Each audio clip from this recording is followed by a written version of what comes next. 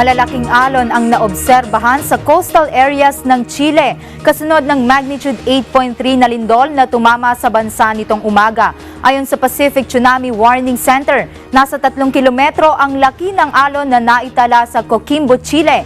May tsunami ring naitala sa Chañaral, Taltal, Talcahuano, San Felix, Valparaiso, Juan Fernandez, Bucalemu at Caldera sa Chile. Samantala, pinalawak pa ng ahensya ang inilabas na tsunami alert. Nakataas na rin ngayon ang alerto sa Mexico, Ecuador, Peru, Antarctica, Japan, New Caledonia, New Zealand, Marshall Islands, Fiji, Samoa, American Samoa, Cook Islands, Tokelau, Vanuatu, Kiribati, Johnston Island, Palmyra Island, Holland and Baker, Tonga, Wallis and Futuna, Pitcairn Island, New Solomon Islands, Russia at Hawaii.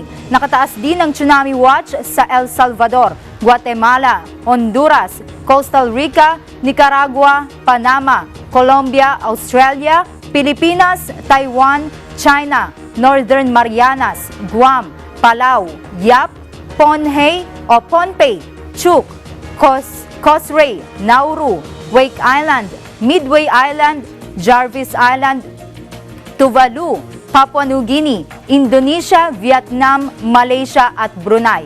Una nang inilikas ng Chile ang mga residente sa coastal areas kasunod ng lindol. Niyanig ang mga gusali sa capital city ng Chile ng Santiago. Ramdam ang pagyanig hanggang sa Buenos Aires sa Argentina. Inilikas din ang mga tao sa buildings ng Buenos Aires.